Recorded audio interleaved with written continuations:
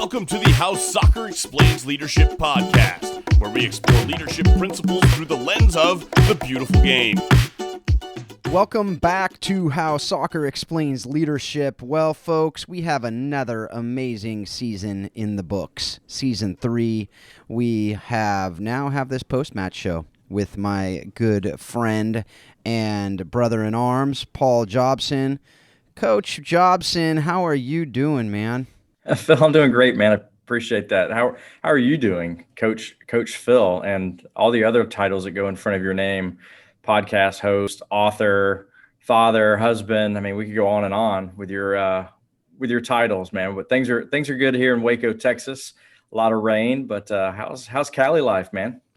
Well, we just talked about it right before recording. Talking about the rain in Texas, I am a bit jealous. I saw some mud soccer, mud whatever it was in the backyard. I mean, mud anything really is fantastic. You know, I'm actually surprised. In my house, Marcy sees mud in the backyard, and her first instinct is, hey, guys, this is a great day to train diving headers. So she took the boys out in the back. There's some great video somewhere out there on the socials that has two of our boys doing diving headers in our mud puddle in the backyard. So my former players will remember we used to do that on our field.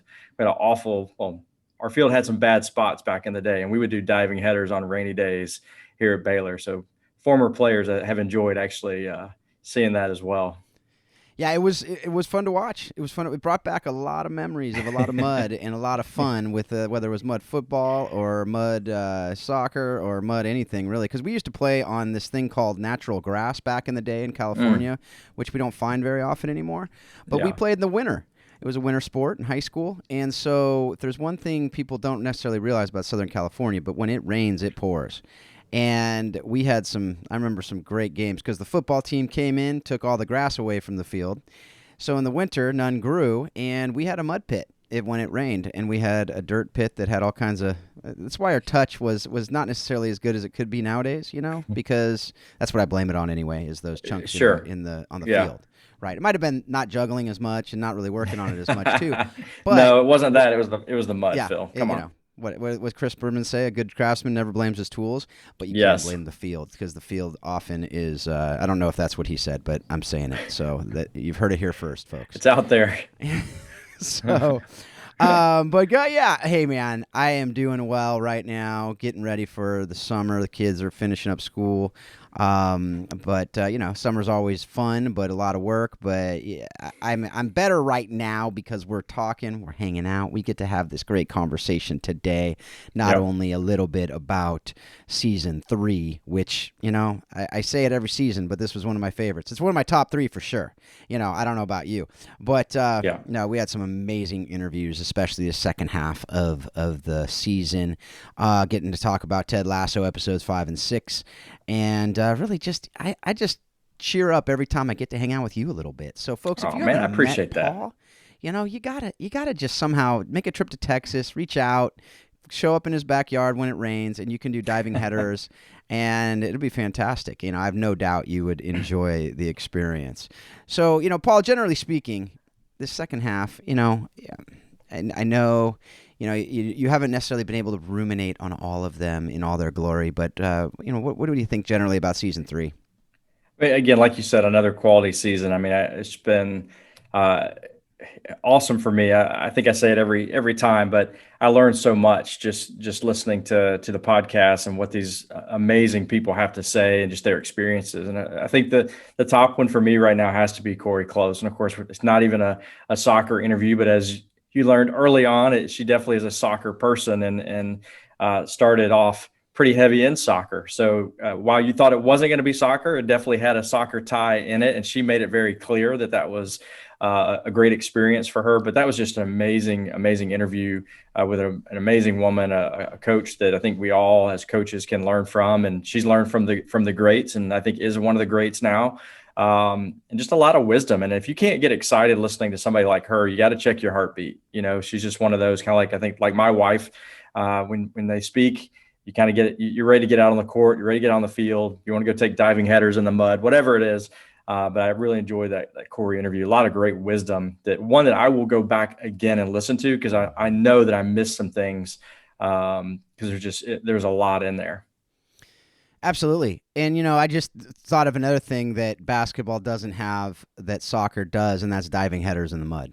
So, or really anything in the mud for basketball. So, maybe unless you're playing different parts of the world. But here in the States, we don't get to experience that. So just another reason to play soccer. Absolutely. There's long list. I hadn't even thought about that one, at least not recently. Bring her back on and let's talk to her about that. I think we should. I know she'd be up for it, but she's over in Hungary right now. I think it's Hungary. I'm pretty sure it's Hungary or Bulgaria. I think it's pretty sure it's Hungary, where she's coaching U.S. basketball over there. So she's going to have a pretty awesome summer with that.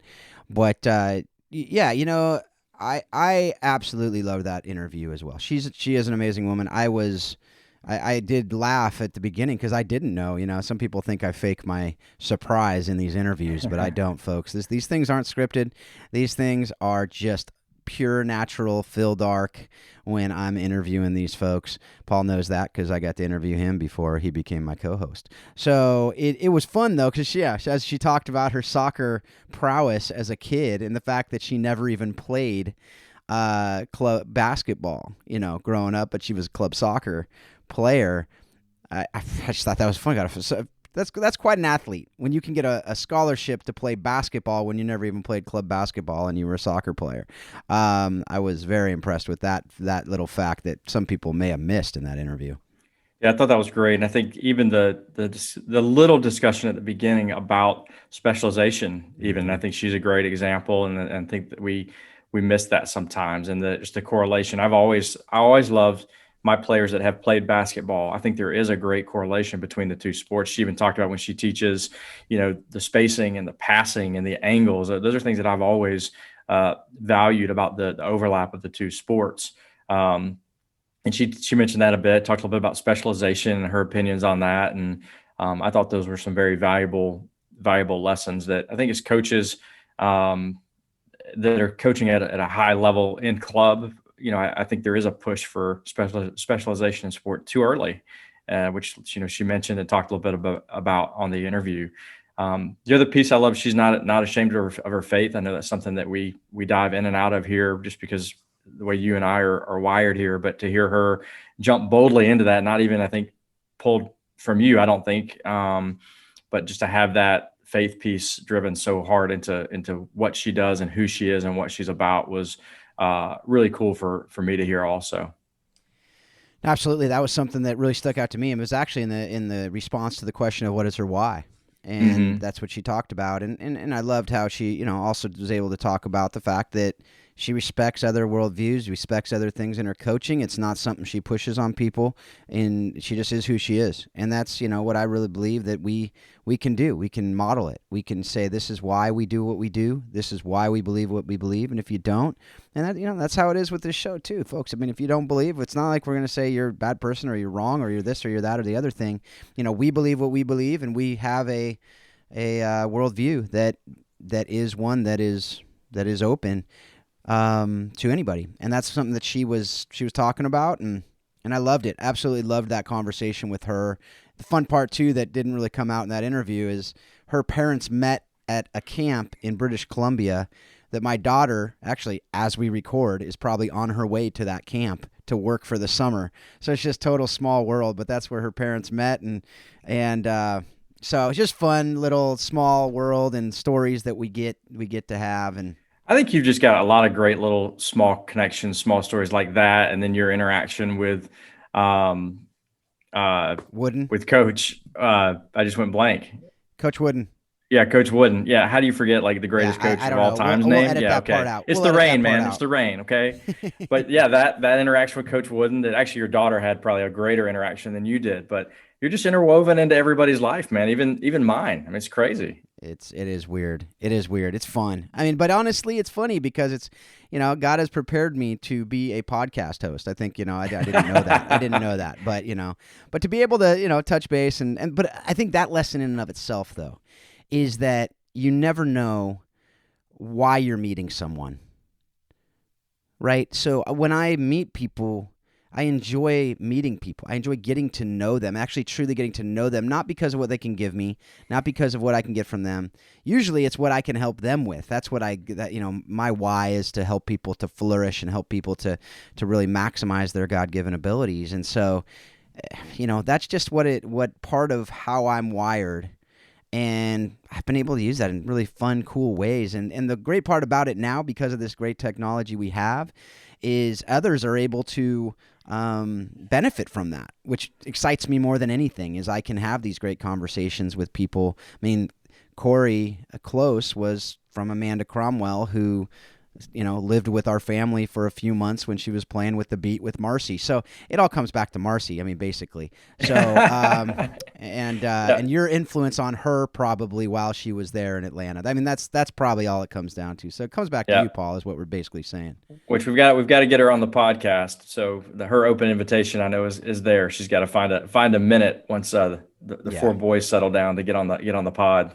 That's okay, and going back to the podcast and the last this second half of the season, then we're going to get to Ted Lasso. I promise, folks. I know that we have that promise to you, and we will fill it. Trust me, we love talking about Ted Lasso. Oh yeah. But I just wanted to remind you, Greg Rubendall was the second interview of this second half. Great conversation with the coach, with the educator of coaches, with a man who is a director of coaching at Livermore Fusion Soccer Club out here in Northern California. Really fun interview. Interesting. He brought up some really cool stuff. One of the things that actually is on the Facebook page and other social media is this little clip on deep practice and the importance of fundamentals in the game. That's worth the price of admission right there. I mean, that of course it's free price of admission, but it's also worth it if we did charge for price of admission. And then John Yeager, The Coaching Zone, is the book that he wrote, Next Level Leadership in Sports.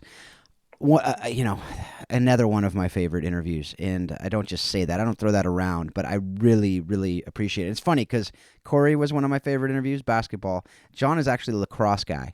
Some of the stories he has in there, his leadership experience, he's just this sage wisdom of these people who have been living it, have been doing it, have been not just saying words, but living it out.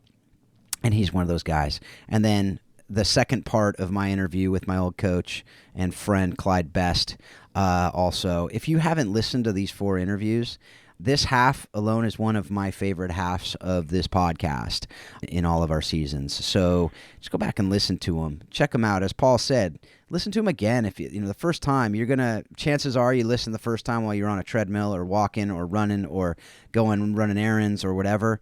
Sit down with these things. And if you're listening to this podcast because you want to learn, that's something that's the thing too, is John Yeager and Cori Close, the list on the show notes of the books that they reference and the podcasts they reference, they're learning. And as we talk about, leaders are learners. Proof is in the pudding, folks. When they come on and they're sharing these amazing stories, these amazing leadership tips, it's not coming from whole cloth. It's not coming from, just making stuff up because they did something. I mean, sometimes that happens, but that's the rare epiphany that rarely happens. Most of the stuff that we're getting that makes sense is from someone else. I think it was Michelle Leonard. We talked about the book Steal Like an Artist, and that's a fantastic book, and it's a great concept that we can steal from these people who want us to steal from them these ideas, because great leaders want to make great leaders, and that's something that I firmly believe, and it's why we're doing what we're doing here. Paul, do you have anything to add on that? Do you agree with that? Yeah, before we kind of slide through that, I don't want to slide over, Clyde Best. And I think when you talk about stealing things from great people, I mean, you had such an amazing opportunity as a kid to learn from him. And I think we miss an opportunity if I don't ask the question, when you were playing for him, did you realize at the time what you had in front of you? Like at what point did you realize, like, okay, this guy's a living legend, what I can glean from him? Or was it later in life when you look back and go, man, I had no idea what was right in front of me? Here's the thing about great leaders is they usually don't talk about the fact that they're a great leader. Yeah. They usually have that humility that he demanded excellence from us. He demanded the best from us. He demanded what he knew it would take for us to be the best we could be. We had no idea who he was. No idea. I didn't even know he played for West Ham until I went as an 18-year-old. After I played with him, I went over to England, and And I think I had an inkling that he played in the Premier League, and I think I asked my dad, hey, who did Clyde play for? Oh, he played for West Ham. Oh, wonder if he could give me tickets, right? Because that's what an 18-year-old thinks about.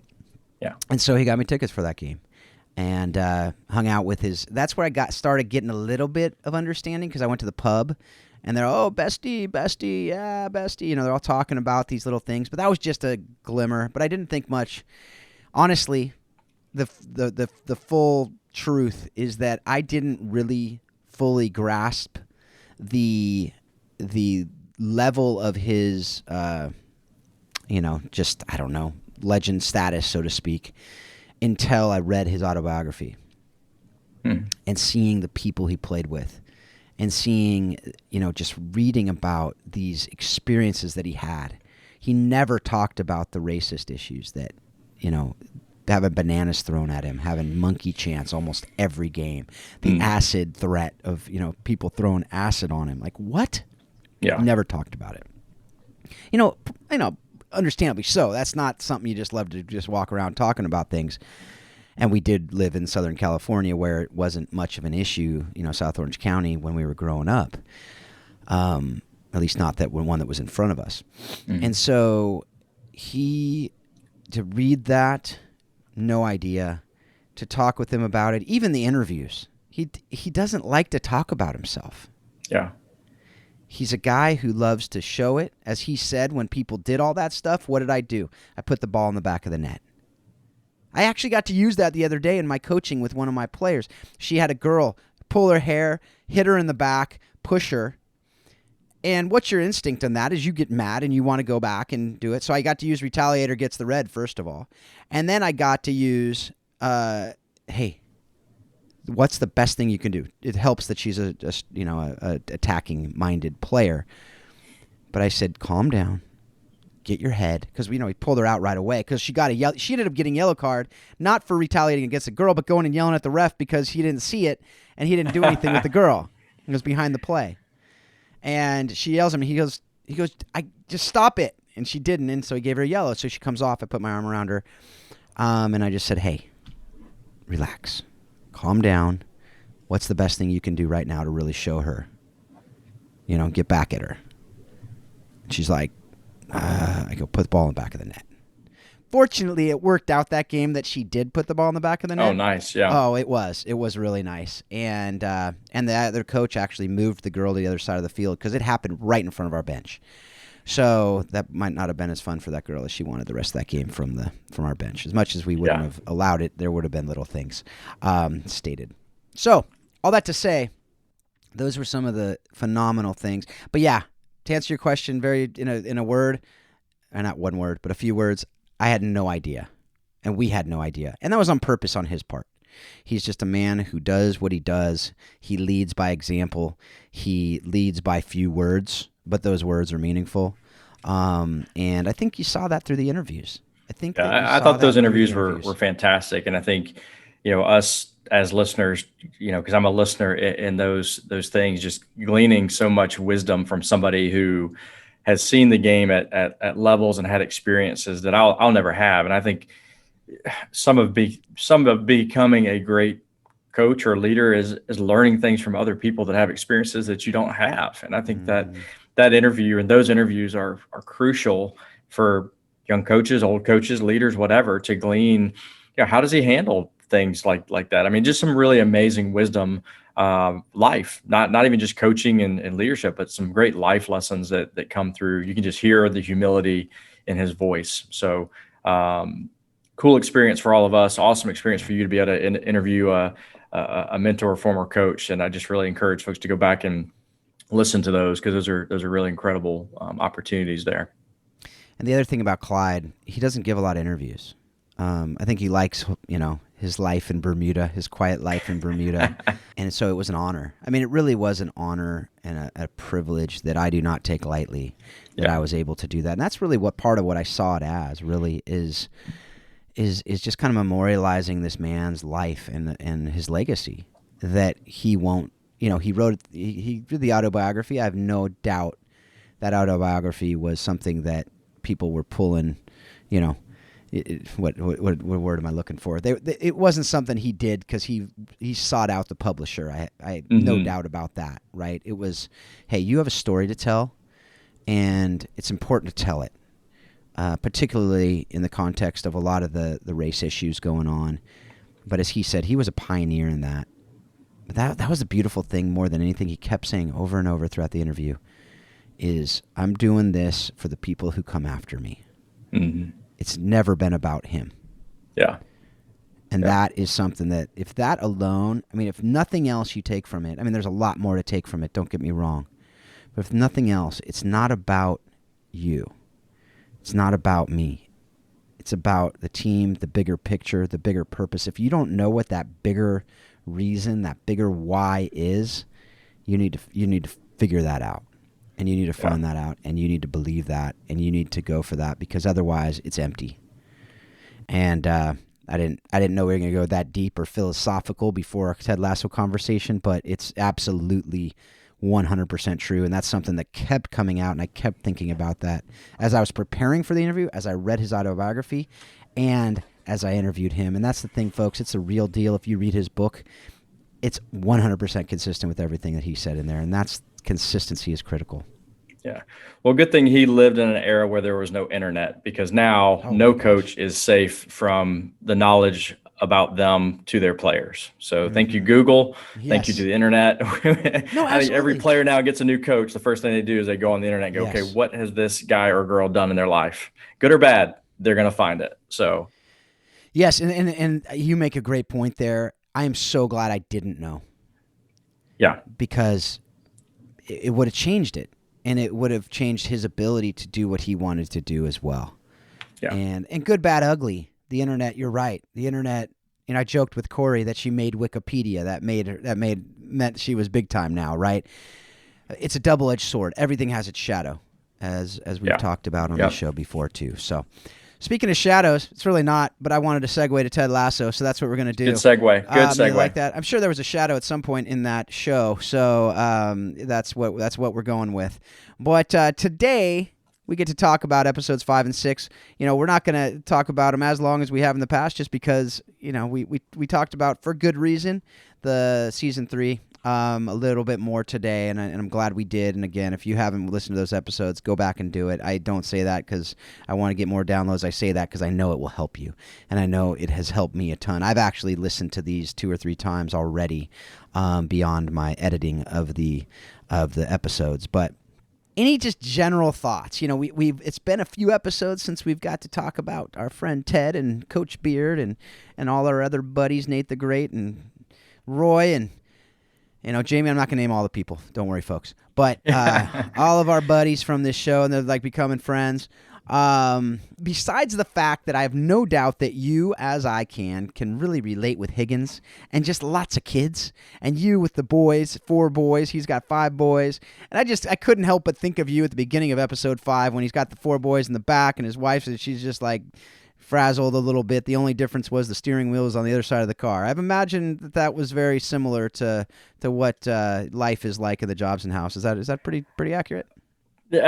Pretty dang close. And I think that one of the things that we love about entertainment is when we can relate to people that are in shows, and just another level of Ted Lasso where the Jobson family definitely relates to the Ted Lasso show in different areas, and just a character that, a lot of kids, a lot of craziness. So we definitely related to that.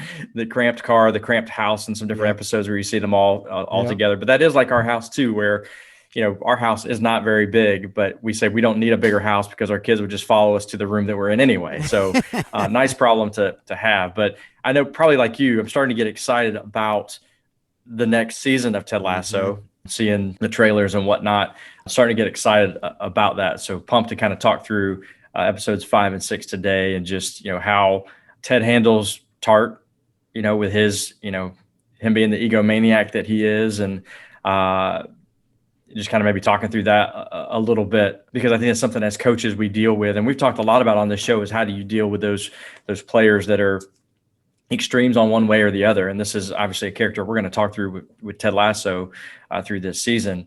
but Jamie Tartt, and just how it is all about him, all about him, all about him, all about him, and how Ted, does something pretty bold and sits his best player. And I don't know, as a coach, I'd like to think that I could do that, especially somebody that's that extreme. But would I be able to do that in the moment? And we've talked about too with Ted, he is a long-term type person. He's making decisions for the long term, not for the right now. And I think that perspective just guides him through decisions that he makes, that I think for us as coaches, because we do think so short term, so right now, I've got to get the win. We've got to win the season. I think it'd be tough to do. I mean, I don't know what your thoughts are as you're coaching or leading an organization in any of these things. Hey, this person is a producer, but there's a problem. And am I willing to make this hard decision now that's going to positively affect my program or corporation or organization in the future? Can you make that decision in the moment? That's a question that I come to when I see kind of that interaction with Ted and Tartt, so to speak. Yeah. It's hard. Yeah. I mean, especially if you're a people person, which you and I are, right? It's difficult. It's really difficult because as long-term thinkers, you see what you need to do. But there's also, what are people going to think? What's my boss going to think? What are the donors going to think in the context of a nonprofit? What are the teammates going to think? Am I going to lose my team by sitting this person? Because even though they don't necessarily like him as a human, they like what he does on the field. At the point of that game when he benched him, it was 2-2, and Jamie Tartt had scored the 2 goals with a beautiful direct kick goal was the second one. And there's no way we're going to do this now because you just took out our only hope. From the standpoint of that's what they're thinking in their head, not right. Now on the other side, they're going, yes, because if you remember when he scored those goals, he was pointing to the back of his jersey, and Ted could not hear what he was saying. He says, what is he saying? And they said, he's saying me. He was not only pointing to his name, but he was saying me. And then Ted said, of course, because it was funny, he said, I thought he was saying meat. And that makes more sense that he was saying me. But, that is something that it was so obviously hyperbole, but we've all seen the player point in the back of the jersey. Now, I'm glad a lot of the kids don't know what that means. Now, they're probably learning if they ask or if they find out, because I'm seeing some kids doing it. Now, I don't know if they're fake or if they're just copying or if they're actually doing it because they know what it means. I hope the former. On one hand, I hope they're not doing it. But if they're doing it, I hope they don't know what they're doing, because it's something that we have to cut that out. Now, it goes back to the other conversations we've had about viruses. It doesn't mean you cut them. You could tell in episode 6 when Rebecca does send him back to Man City, it made Ted mad, right? Now that on one hand took something away from him, but he was working on him. He was working to help him understand that selfishness is not only not good for the team, it's not good for Jamie. It's not something like that's what Alex Ferguson with Ronaldo early in his career was able to help him be more of a team player because he was about himself a bit more. Now, there's different players that are in these different players on Ted Lasso, right, that you can think of and that are, I don't know if they use them. Like you look at Roy Keane, kind of the Roy Kent character. I don't know if they purposefully did that, but it's not lost on me. Hard to think that they didn't, right. That they weren't. But I do think that's a great point with Ted. I'm going to keep saying Ted and Tartt. I just like how it sounds. But I like it too. With Ted and Tartt, that he is trying to get to Tartt. It's not just about the team. It is about Tartt. And I think one of the few times you see Ted Lasso actually get angry in the show, especially at Rebecca, is when she sends him away. I mean, he is actually angry. And I remember just kind of feeling, whoa, Ted's mad. Mm-hmm. I felt that through the television set, which we don't have television sets anymore, but you get the reference. He was mad because while he took him off the field and wasn't going to put him back on until Tartt learned his lesson, he knew what he needed to do, so to speak. He wasn't trying to get rid of him. Yeah. So he felt like, Rebecca took away an opportunity for him to get what he needed out of him. And I think that was a pretty pivotal point in really just nailing in, what Ted was all about for the individual players. Absolutely. And actually between pulling him. Then the next episode, Trent Krim says, are you really going to bench your player? And Ted said exactly what you just said. He said, that's really up to him. He knows what he needs to do. And that's something that was really powerful. And then introduction of one of my other favorite characters. All of them are my favorite characters because the character development in the show is so phenomenal. Danny Rojas, football is life. Football is life, coach. Yes, football is life. So he comes on, and the thing about that is, they're saying, is he any good? Well, I don't know, but I hope he is, because he'll push. He knows that he'll push Tartt, right? So that's the thing about great players, is great players push great players, and those great players basically when you have someone who's your position, who's really good, who comes on that field, you're going to go through the crucible, right? And either you're going to come out the other side better, and usually much better, or you're going to crumble. And it tells a lot about the character. It tells a lot about who you are, and whether you start or not. If that person's way better, then you as a teammate should be excited about that, because it's making the team better.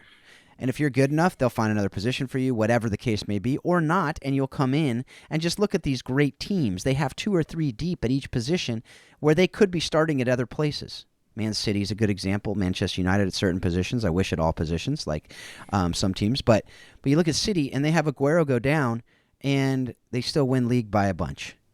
They change the formation a little bit, whatever the case may be, but they got 2 or 3 other guys that can go in, boom.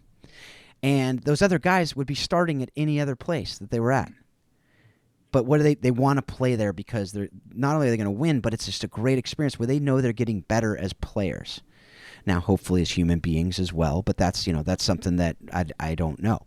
But you watch Danny Rojas come in, and they said, is he good? And then immediately he goes in, does some crossovers, juking people, then he takes a shot, puts it in, finishes an amazing shot, and everyone's like, well, I guess he is. And that was the practice, if you remember, that Jamie sat out and says, I can't practice, I'm hurt. Yeah. And then Ted said, go set up the cones, and that whole thing. That was a great interchange as well. But Rojas came in, did that, and then they do the whole crossbar challenge where, Rojas is like, oh, that was lucky. I didn't even mean to. Oh, man, I can't believe it. I got lucky, whatever. But he's just money, right? And, anyway, what do you think about that general idea? I have a story to tell after that, but about pushing players that blew my mind when I was little. When my daughter was little. But what do you think just about that idea? Have you seen that in your teams? Have you seen that in your life when you've had different people push you? What does that look like? And how do you harness that too as a coach, right? How do you harness that? Yeah. Well, I think the first thing that stands out to me in that relationship between Tartt and Rojas is that as a coach, you're looking at let's say they're your 2 best players. Okay. So you've got, let's say that Jamie Tartt is better. Let's say you rank them as far as ability. You've got Jamie Tartt, and then you've got Rojas. So you've got 2 great players. For me, the joy and the energy that Rojas brings to the field. If I had to choose one, and let's say that Tartt was better than Rojas, even if it was a little bit or a great amount, I'm going to choose Rojas for my team, because he brings some things to the table that, even though he may not be as good as Tartt, the team as a whole is going to be better because he's on the field. Yep. Whereas, Tartt is pulling the team apart as he's having success. It's crazy, right? Tartt is having individual success, which is success for the team at the end of the day. But while he's doing that, he's pulling the team apart, right? He's dividing the team. He's breaking up the locker room. It's all about, me. But when Rojas steps on the field, it's about football. Football is life. Yep. The joy that guy brings, he's running around the field like a maniac. Like, is this guy good? He's just crazy. I mean, I've had some players that had like super high energy that we needed. Like, hey, we need more of that. I need you to be a little bit crazy out there. I need you to be loud. I need you to be energetic. And that's something that team really needed. And you saw them rally around him. They all were just like, this is like a breath of fresh air. It's like fresh water. It was fantastic. But I think throughout your life and your career as a coach, you're going to have players like that. When that happens, it really shines a brighter light on the ones that aren't bringing life and energy to the team. I think it shined a brighter light on the negativity of Tartt, that, hey, it doesn't have to be like that. Because, in some ways, Roy is very similar. he was a great player. He's supposed to be a great leader, but until he can realize how he can bring positivity to the team, he's kind of a negative energy too. Mm-hmm. And I think that bringing somebody like Rojas in has done a lot for this team. I'm talking about like it's a real team, right? Hey, he's done so much for this team to like make them so much better. But the writers have done a great job. Like, hey, this is what this team needs. It can't just be Ted's energy all the time. They need somebody in the locker room that kind of can replicate in a different way that energy to drive this team, to bring some joy to the field. So that's how that kind of related to me, at least, or those just the difference of those great players and their personalities, and how one may not be as good, but is going to drive the team to greatness better than the other. Yeah, absolutely. I think that's something that they do. And the story I was gonna that I'm gonna tell is my daughter, Malia, who's now 20. She just decided the other day she's not gonna to play anymore, which is, it's her choice, and I'm glad that it's actually she's joyful, and it's good, and it's right, and it's time, right? But when she was probably 10, maybe 11, they had a deal on their team where they had to run the mile, and it was when there was 9v9, and they had 18 players on their team, and the coach said the fastest 9 will play on the A team, and the next 9 will be on the B team for this tournament, because he had to make a decision somehow, right? And so that's what he did. You know, the Cooper test or some other thing, and when you get to tryouts or whatever. So it's there. Well, she had never run a mile faster than 7:14. I remember it because it was amazing what the next one was. A little foreshadowing.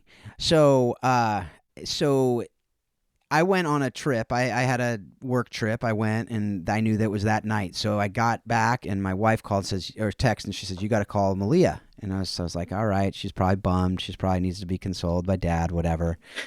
So optimistic, Dad. Well, because I knew there were 9 girls on that team who were cross country runners, and they all had broken 7 regularly on the mile. So I'm like, okay, fair enough. Yeah. Fair enough. So that it wasn't like I have no confidence in my daughter.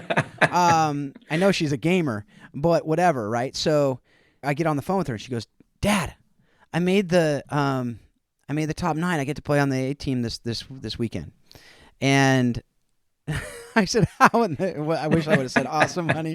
I said, "How in the world did that happen?" Right? Another great confidence boosting comment from Dad. I am here in all my vulnerability. Okay, I sometimes do well, and other times I don't. But it was a fair question, and because I had talked with her before, I was kind of preparing her before I left. I'm like, you're gonna have to work really hard, and I hope you can pull it out. But you're gonna have to run faster than you've ever run. Blah blah blah. Well, she goes, "Dad, I finished 3rd." And I said, "What? What was your time?" She said, 6:25. Oh. Yeah. I said, "How the heck?" You know what she said? She said, "I just followed Grace. I stayed with Grace." And I was like, if there isn't a better example, if there's a better example, I don't know what it is, as far as you can get pushed beyond what you think you can do by those players who are better than you. Yeah. And you want to surround yourself with people who are better than you in every area of life. Yeah. They say you're the average of the 5 people you spend the most time with. Okay. That's pretty darn true that I've found in life. Now, it's not universally true. There are people who overcome. But that's something that we are going to be better when we surround ourselves with better people. So that's soccer, that's leadership in business, that's community, that's your family, that's everything, right? So let's surround our kids with better people.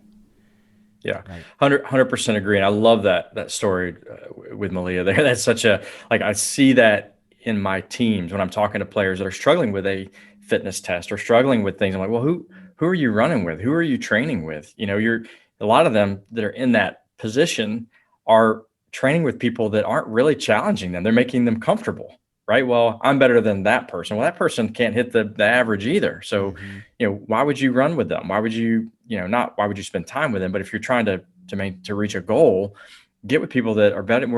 Girls are going into summer training right now. I'm like, where are you going to be training? Are you going to train in an environment where you're the best player? Mm-hmm. You're not going to come back better. go put yourself in an environment where you're going to struggle a little bit, and that you're going to be challenged, you're going to be pushed.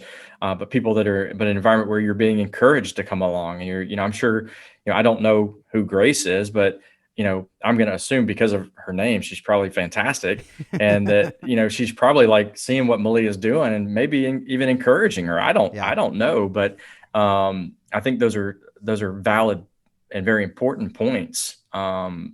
For young people, even for coaches, and leaders, who are you putting yourself around? I'm blessed. I've got a great leader and coach mentor in my own house that I don't really have to go very far to get better in those areas. But in other areas, maybe you've got to find other places that are going to sharpen you and make you better for those that are around you. And I think the other part of like surround yourself with people that make you better. What are you doing to make others better also? Don't just sit in that comfort level of like, okay, for the example, the average of the 5 people you're around, there are 5 people in this room.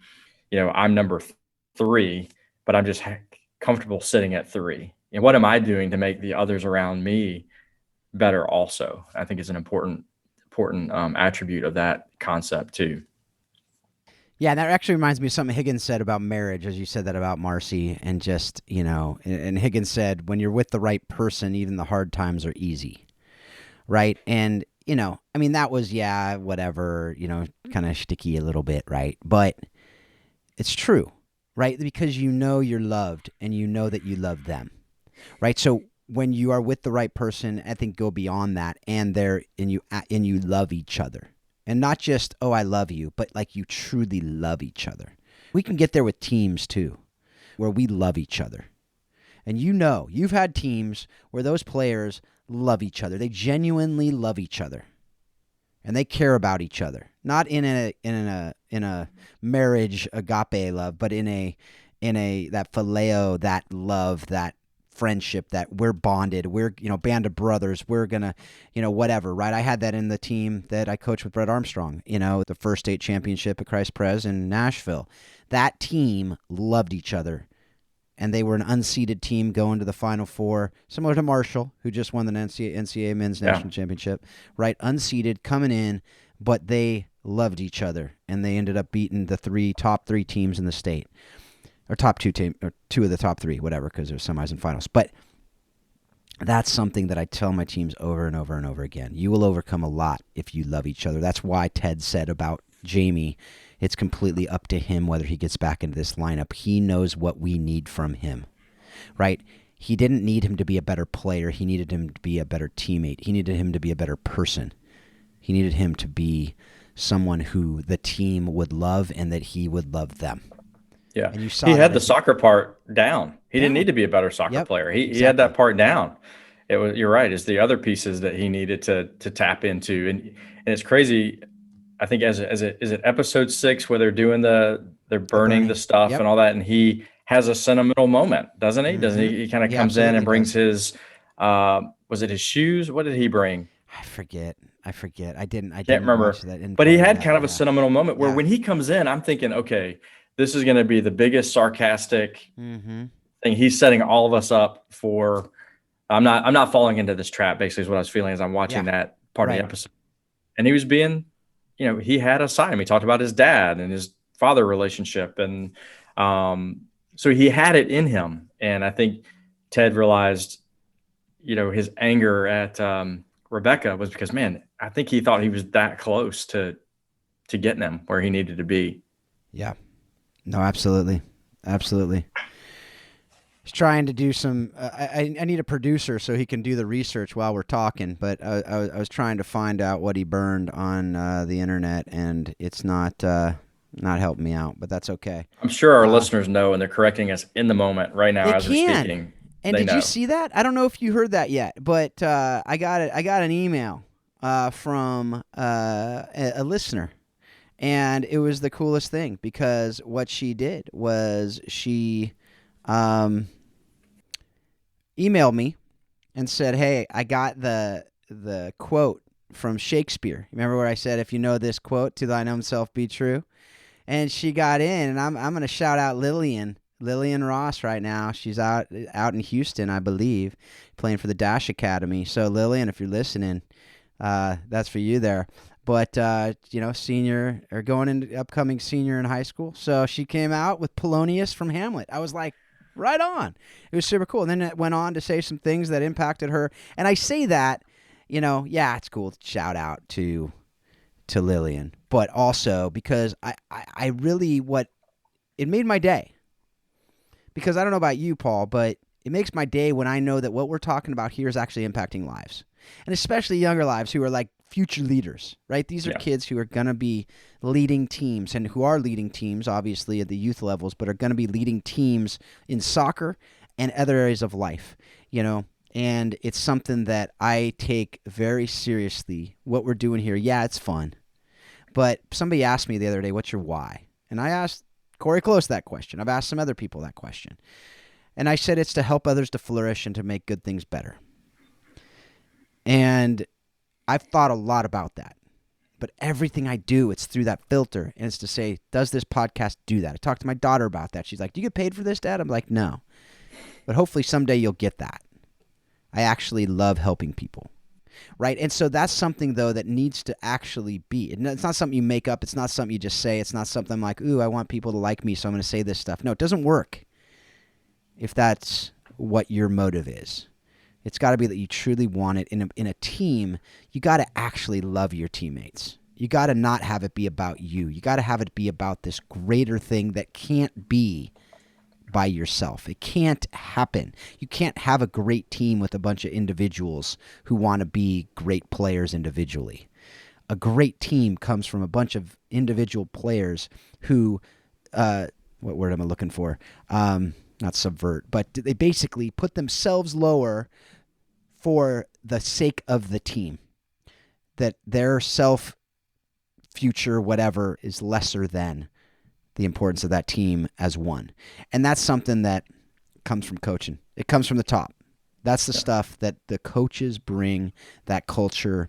It doesn't happen. I haven't seen it. Maybe it could happen where a team could overcome a coach who doesn't have that, but I haven't seen it yet. I don't know about you. Well, I think if there's a team that does, I've talked about this in the past with different people, is that, the team has some kind of common bond that they rely on each other for and love each other in those instances. And if that's their absolute disgust of the coach and that's their bond that bonds them together, maybe that's how it can happen. That's not ideal, obviously, that would be their bonding moment, is they all don't like the coach and they overcome all that. But I had a mentor who told me when I first got into college coaching, and he said, hey, you've got to learn to love your players. And I thought I knew what he meant. Just because I do love people. I'm like, yeah, I can do that. But the reason that he said that was exactly what you just said. It wasn't about me as much loving my players, as much as I was showing my players how to love each other, and showing that respect, and that they weren't just cogs in a wheel or players on a field, or, how I get a paycheck or support my family. It was that I really was engaged, and we're going to do this together. And it wasn't just about me loving them, but showing them what that meant to love each other. And, talk about teams that have had success beyond their probably ability. Our 2012 Big 12 championship team was that team. I had players that were starting for me that may not be on the bench for most Big 12 teams, but we did something that nobody thought we could do. And that year went to the Sweet 16, and with a bunch of, we basically ended up tying North Carolina in Chapel Hill and going down on penalty kicks, and they won the championship that year. A team of a bunch of what we just consider a bunch of ragtag girls that just loved each other and would run through the walls for each other, do diving headers in mud puddles for each other. Whatever it took, they were going to do it. And I've been blessed to have other teams like that, but we've been way more talented since then. But that's a team that definitely knew what it meant to really love each other and fight for each other in moments when it was difficult. So it's definitely if this recap episode has been about anything, it's probably about that, Tartt being the opposite end of the spectrum on that, and Rojas coming in and bringing life to football and to that team.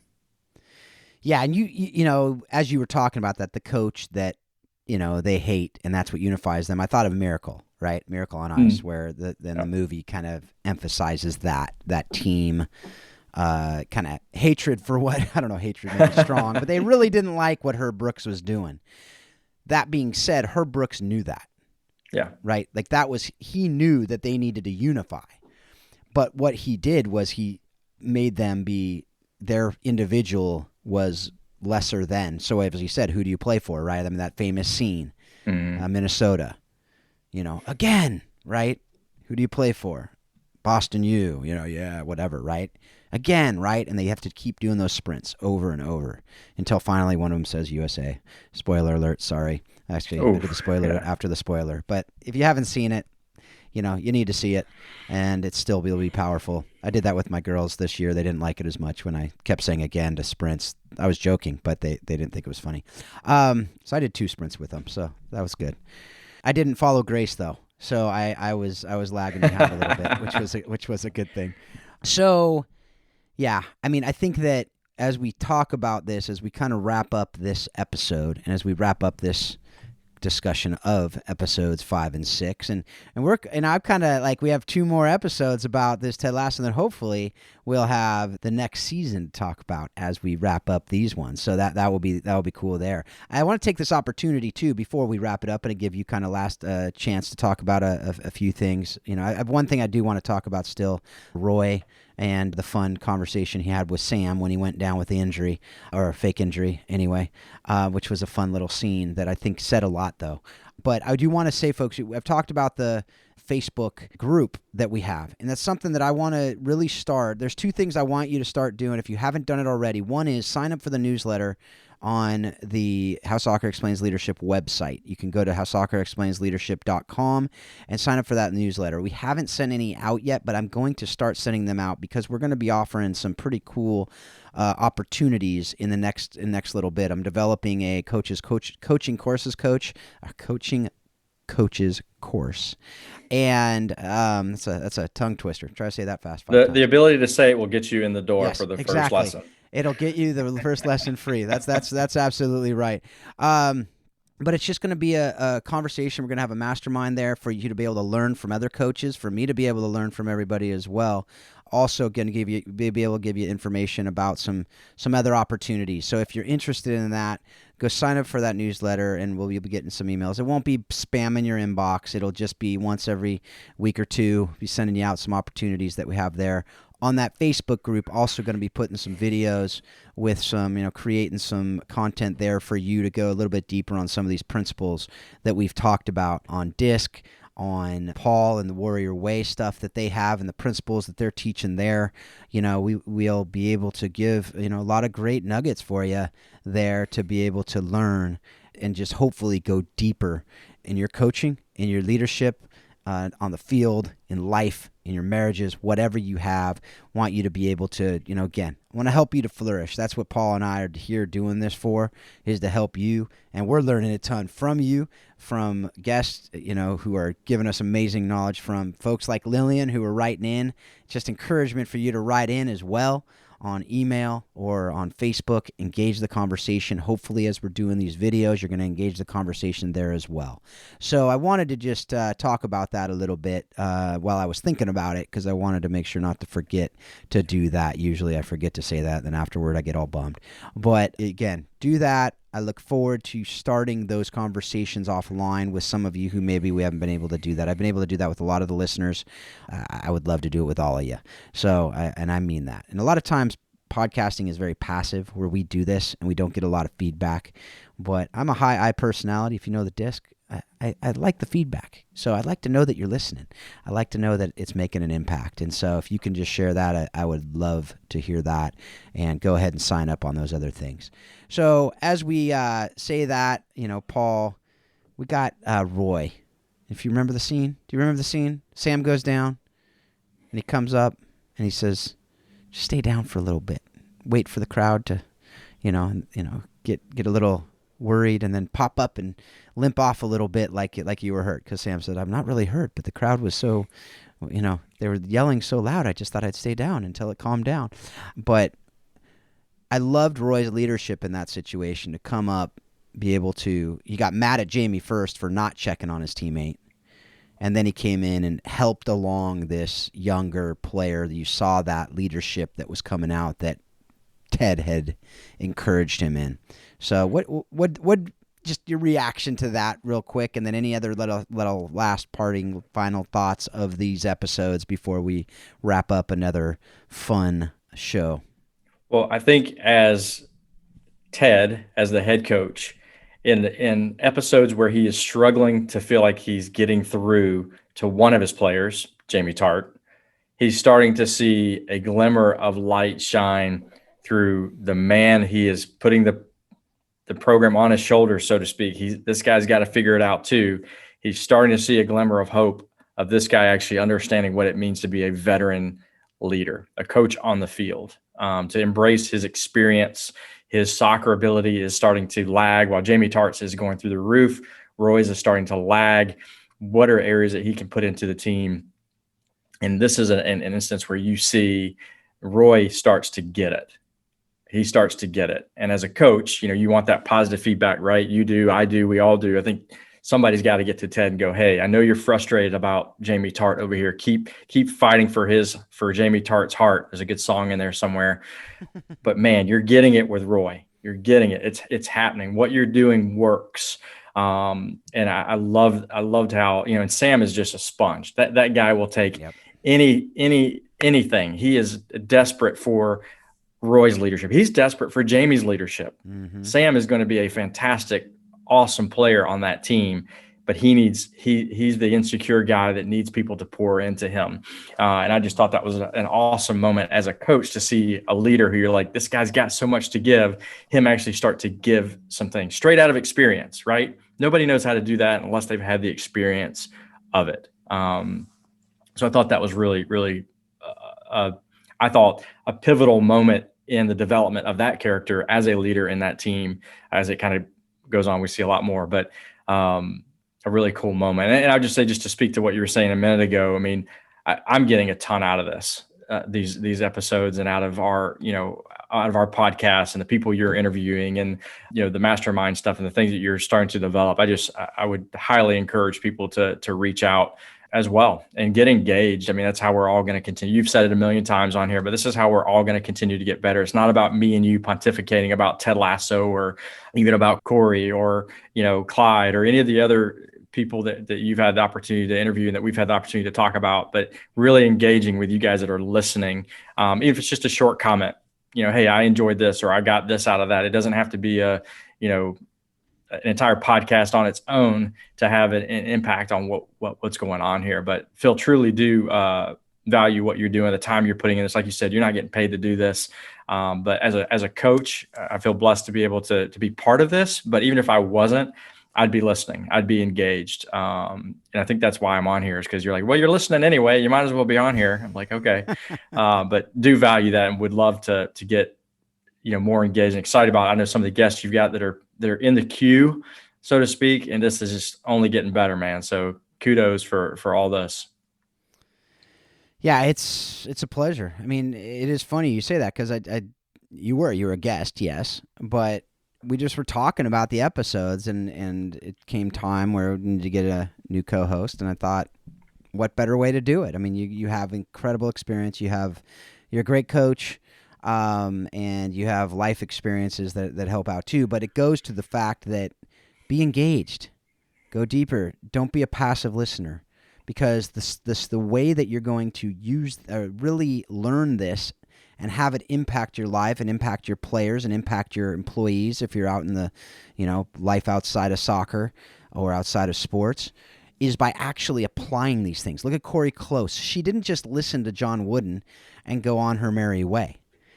She listened to John Wooden and applied it in her trainings. She listened to Joshua Metcalf and applied it in her trainings. She listened to John Gordon and applied it in her trainings, in her coaching, and in her relationships, and in everything she was doing. That's why it works. That's why she can then rattle off this stuff, because it's in her now. It's muscle memory, right? It's not just some thing that she listened to last week and, it's a cool new flavor of the month that I'm going to try. No, these things become who we are. Michael Hyatt said a great thing. Read all these books. You're not going to remember everything in all those books, but you're going to see these common themes that will then become part of who you are. That's the stuff that we can get from these interviews. I mean, I'm going back and listening to it all again as I'm preparing for this course that we're creating. And I just listened to yours again, Paul. And there's so much goodness in that interview. Listen to Amanda's interview and Eric Pfeiffer and Paul or Pete Kipley. And, you know, I've just finished those 4. And I'm like taking notes again, right? These are interviews I did, edited, listened to them again, and getting new stuff and putting all this cool stuff down. Because that's how we're going to be able to learn, and the best way we'll do that is to teach it to others. So if you're taking what you're hearing here and then you teach it to your kids, teach it to the men and women who are in your college programs, in your pro programs, or in your businesses. Those are things that I just think that can be so incredibly transformational, not only in your life, but in the lives that you're leading. And that's what I get excited about, is this multiplication that can come from these episodes, that can come from the people that are learning, that we get to learn from. So any last thoughts on that? And then we're going to wrap it up. Oh, man, that's solid. Just appreciate being able to do this, and excited about the episodes to come. And Ted Lasso releasing, season 2. Also, a lot of excitement here coming in this summer. So excited for all of that, man. Yep. July 23rd, season 2 drops. I don't know if it's the whole season or if you're going to do it like last time with one at a time. I'm guessing that to keep people on Apple TV. But again, folks, thanks for download. Thanks for being part of the show. Thanks for just hopefully continually learning so that you can be better leaders. You can be better in your marriages. You can be better in your parenting. You can be better in really every area of your life.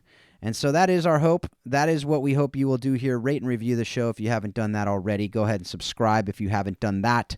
But right now, we are going to wrap this show with the thing that I say every time. It's because I mean it. I hope that you're taking everything you're learning from this show and you're using it to help you to be a better leader. You're using it to help you be better in every area of your life. And you are using it to help you understand that soccer really does explain life and leadership. Thanks a lot. Have a great week.